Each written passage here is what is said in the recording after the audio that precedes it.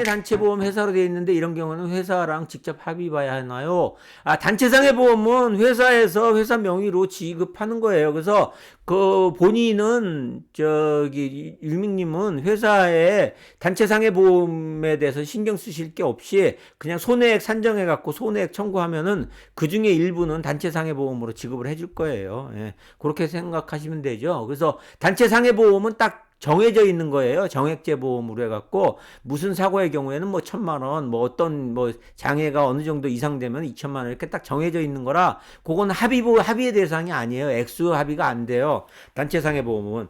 근제보험의 경우에는 이제 손해배상액하고 똑같기 때문에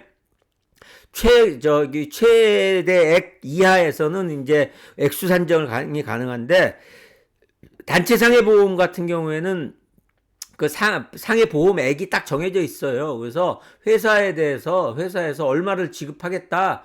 아니면 단체 보험 회사에서 얼마를 지급하겠다 그러면 그거 받으시고 추가적인 부분은 이제 손해배상을 하시면 됩니다. 그래서 그 단체상해 보험 받았다고 해서 그걸로 끝내시면 안 돼요. 그래서 드리면은 산재 요양 중에 이제 뭐 휴업급여와 장애급여를 받죠. 휴업급여, 장애급여. 그럼 휴업급여는 뭐 받은 거. 근데 요거는 휴업급여는 나중에 기관에서 공제하니까 요거는 이제 공제 안 하는 걸로 이렇게 할게요. 그래서 원래가 공제되는 건데 요 기술상 저는 공제를 안 하고 이렇게 넘어가는 방법이 있어서 그래서 장애급여만 공제하는 걸로 합시다. 그래서 장애급여가 내가 2,000만 원을 받았다. 2,000만 원을 받았다. 해서 이제 끝나고 나면은 이제 손해배상을 청구를 하죠. 손해배상을 청구할 때 사업자한테 손해배상을 청구할 때 손해배상 액수를 산정을 해보니까 5,000만 원이 나왔다. 5,000만 원이 나왔다. 라고 하면은 단체상의 보험을 들지 않았다고 한다면은 손해배상을 회사에 대해서 5,000만 원을 산정을 해서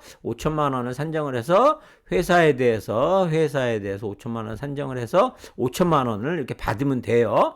근데 회사가 단체상의 보험을 들었다. 그래서 보험회사에 단체상해 보험을 들었다. 그런데 이렇게 단체상해 보험을 갖다가 이게 보험금을 이렇게 계산을 해보니까 여기가 1,500만 원이 나왔다. 1,500만 원이 나왔다라고 하면은 요 보험회사에서 회사 통해서 단체상해 보험 1,500만 원을 이게 줄 거예요. 그럼 1,500만 원을 줄 거예요. 그러면은 1,500만 원을 받고 회사에 대한 손해배상액은 요 5,000만 원에서 1,500만 원을 공제한 3,500만 원만 더 받으면 된다라고 하는 거예요. 그래서 어쨌든 회사에 대해서는 손해배상을 액수를 산정해서 청구할 필요가 있어요. 그래서 이 단체상해 보험 1,500만 원 받고 끝내면 안 되고요. 정확하게 단체상해 보험액을 공제하고도 남는 금액이 있는지 그걸 다 계산을 해봐야 돼요. 그래서 요 액수가 요 단체상해 보험을 통해서 이렇게 계산해서 1,500만 원 공제 안 하고 공제한 나머지 금액도 받아야 되는 거니까 그냥 1,500만 원 받고 끝내겠습니다. 단체상해 보험 이렇게 하면 절대 안 됩니다. 근데 요거랑 다르게 아까 말씀드린 대로 단체상해 보험이 아니라 근제보험 있죠. 근제보험의 경우에는 단체상해 보험하고 달리 이건 손해배상 액수를 산정해요. 그래서 회사가 이제 손해배상 청구를 하게 되면 회사에서 근제보험에 연락을 하면은 근제보험회사에서 손해배상액을 산정을 합니다. 그럼 손해배상액을 산정을 해서 하면은 5,000만 원 이렇게 산정을 할 거예요. 그럼 그 5,000만 원이 손해배상액이기 때문에 이 보험회사에서 근제보험으로 5,000만 원을 주면은 그냥 근제는 요걸로 끝나는 거예요. 예. 근제는 이걸로 끝나는 거예요.